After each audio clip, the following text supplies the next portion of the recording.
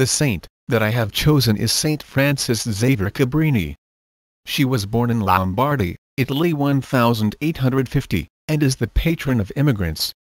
Her feast day to celebrate her sainthood is on November 13th. She was part of a big family, for she is one of 18 children in it, and she is also the first American to be canonized. Throughout her life she wanted to become a nun. But because her parents were very ill, she had to stay home to take care of them.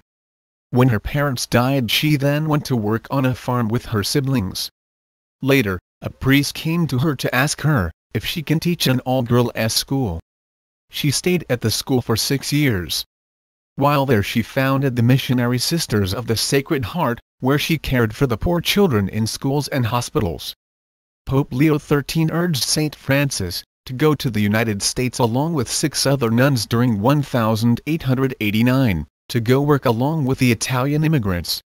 She arrived to the United States in New York City.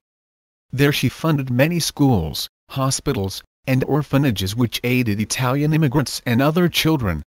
She died in Chicago, Illinois on December 22, 1917. I believe that she held the gift of fortitude, because she had a deep trust in God through her journey from not being able to follow her dream, and having to stay home to making that dream come alive in an even bigger way. In doing so she is showing love, kindness, and faithfulness for God and for the others she has helped. She is showing love and kindness when she funded all the hospitals, because she cared for all the children and immigrants. She also showed faith, because she never turned her back away from God and always followed in His way. The stages that are met during sainthood are servant of God, venerable, blessed, and saint. She was accepted as a servant as God. While she was working hard, and never gave up, she improved not just herself but her spirituality, and she grew in holiness and she grew closer to God. I think she was able to be blessed because of her first and second miracle. Her first miracle was done in the 1900s. A nurse named May Redman went to go see a newborn child. When she saw the child, she saw that the child was dying. She called many doctors over to help, but none of them could help. They feared that the baby was about to die, so they prayed. They prayed to God and to Mother Cabrini in hopes that the newborn child would live. The next day they saw that the baby was healed, except that the baby came up with pneumonia.